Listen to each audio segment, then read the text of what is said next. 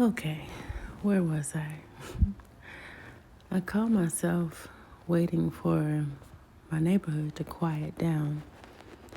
I don't think that's entirely possible. So if you hear a train or a rooster or a motorcycle, a helicopter, oh my, right? It's it's what it is. It's what it is. I was outside. The night sky is very clear tonight. I'm in California, but if it's nighttime for you, I don't know. For me in California, the night sky is clear and it's beautiful. You can see from Aries all the way to, I believe I actually saw Regulus too.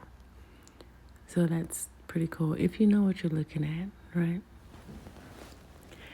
Anywho, and with that said, no, this is not Western astrology. This ain't that, right? I go by what's above our heads. And I believe the Most High honors that. And the sacred science that everybody is getting into, that's how it originated and how it should be. And also how our ancestors did it, right? And then too, if a solar flare does happen, I can still do my hobby. So there's that, right? Just got to know what you're looking at. So earlier today, well, the sun was out and, the moon was, this morning was in the third decan of Leo. And I said it could be somebody worried so much that they could land in the hospital, right? And mainly I said this for a few reasons. This may be lengthy, but okay, right? When it comes to mental illness, of course Mercury is at play, but it mostly deals with your emotional state. So you have the moon, right? That has gone over a cusp, right? And then you have Pluto, which is also, bear with me, at a cusp, right? And then you have Neptune on a cusp, right? So I don't know exactly what it is. Like anytime they're like within 10 or 5 degrees of each other for sure, that's going to be a big play in someone's emotional state. Deeply so, right? Yeah. And that's also why I say, you could either be gaining some nice, deep, inner, subconscious enlightenment, or you could be losing your shit. And it makes sense because, okay, like the sun, where it is, right?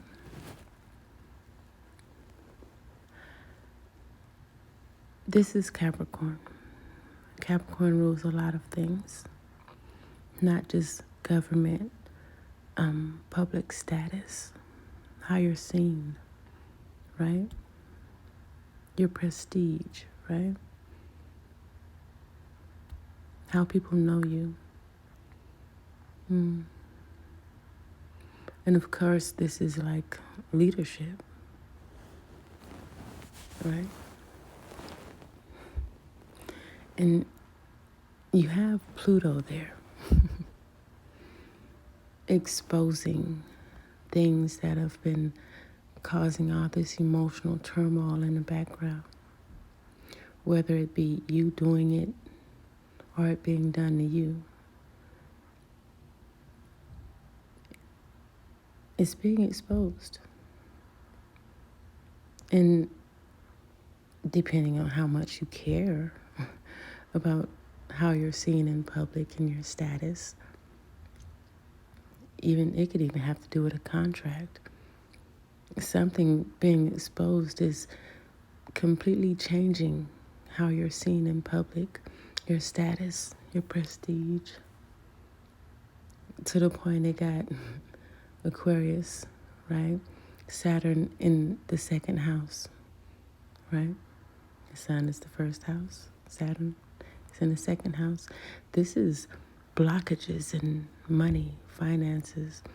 Someone could be a little worried about their finances because things are being exposed,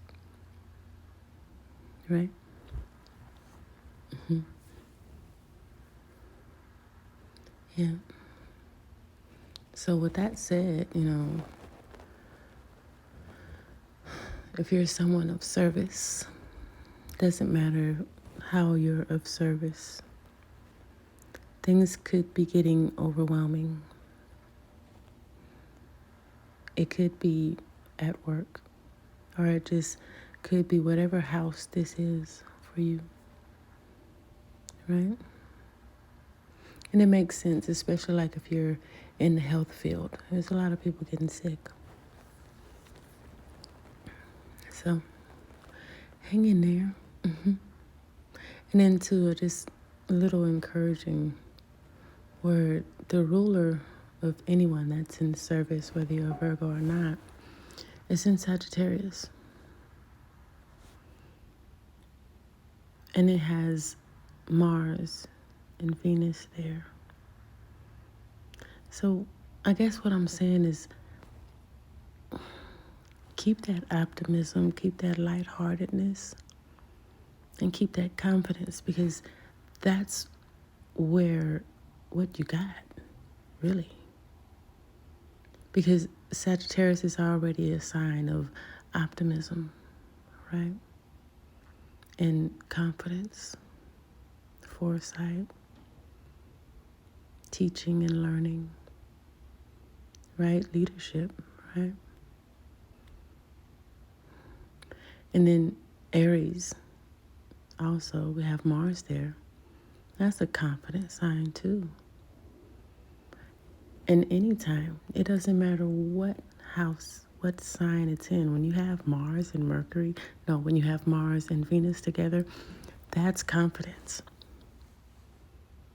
This is someone that's balanced in their masculine and feminine energy. Mm-hmm. And so, yeah. And then, too, being in that energy of service, your ruler is in the fourth house. This is you speaking from your soul. And that's a good thing, right? If it's in truth. But whatever is in your soul, no matter what you're of service to or how you're being of service, whatever is in your soul is going to come out in public. And this is a game changer right here. Because it's going to be seen for what it is. It doesn't matter how much you try to change someone's thoughts or emotions about what's exposed. They're going to see it for what it is. Good, bad, or indifferent. And because Pluto's there, it's going to completely transform how you're seen in public. Completely change your status. And, it is what it is. That's what I see. Oh, and it's been a lot. I've been listening to readings, and a lot of people are talking about dreams, right? Yes. They're so on point. Because I was born with Mercury in the 12th house. And anyone else, you understand. Your dreams are so vivid. And with Mars with Mercury, they are very active. And yeah, because this is also Sagittarius, right? This is a house of learning, higher learning. You could be learning a lot in meditative state or just while you're asleep. You could wake up with a whole new frame of mind, responding differently, feeling differently, seeing things differently that you didn't see it that way before, right? Yeah, it's cool beans. Too, and on another note, right? This could be, irregardless of the signs, right? Someone could want to reach out and speak to you in regards to some Venus ruled thing. Doesn't have to be a female, doesn't have to be about money, doesn't have to be about a relationship, something legal, a Venus ruled thing. You got Taurus, you got Gemini, esoterically, right? And you also have Libra. But they could be a little intimidated when it comes to what you would say about their actions that they've taken or the lack of, right? Or they could be intimidated by what you would say. Mars and Mercury together, these could be fighting words, right? But again, this could be someone that's speaking truth with confidence. And it could be ruffling some feathers, right? Yeah. Yeah. What else was it? And I was looking at this too. You see how Saturn is in Aquarius? It's the ruler of Capricorn, but it's actually in its second house.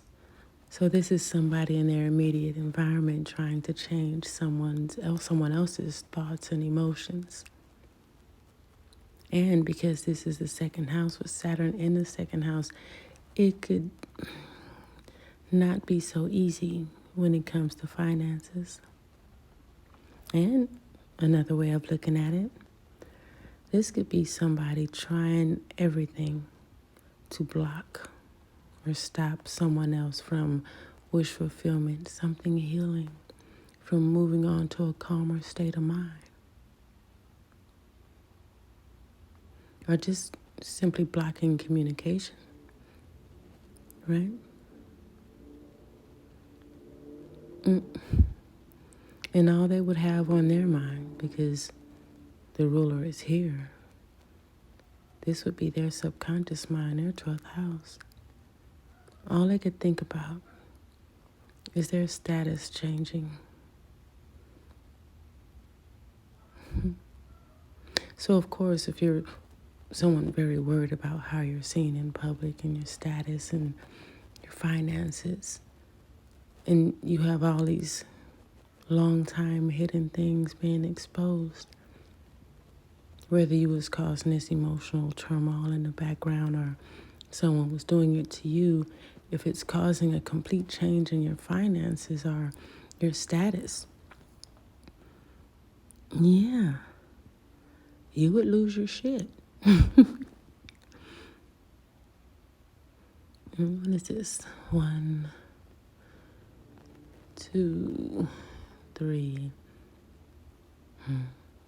And of course, they would see what's being initiated by groups of people in this Jupiterian energy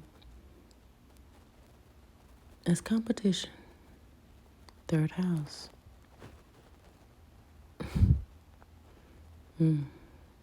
Anywho.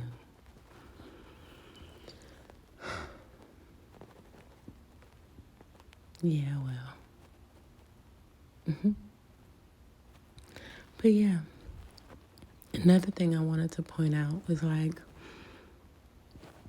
with Mars, Mercury, and Venus in Sagittarius, this is giving the ninth house, whatever house or area of life this is for you, the energy of Aries, Taurus, Gemini, Virgo, and Libra. And all of that energy is being sent to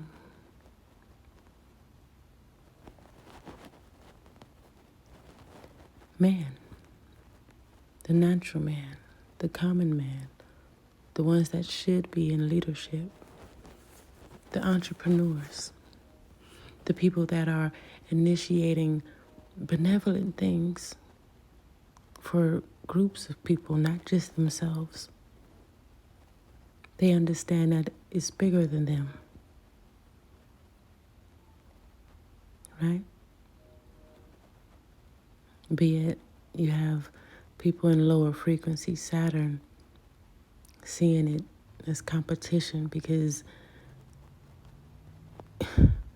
your assertive speaking and truth is exposing things of them that's causing people to walk away spiritually from things that no longer serve them, right? And of course, this makes sense because, look, Aries is the head, right? And this is the 12th house. Overlap that with where the sun is, the head, right? In the 12th house. These things being exposed of people, the things that they were trying to initiate with groups of people is being seen for what it is, right? And it's causing a change in people's beliefs. And when you change someone's belief, no matter how it's changed, by force or by accident, or it's just time, right? You change how they think. You change what they value. You change what they would fight for and why, right?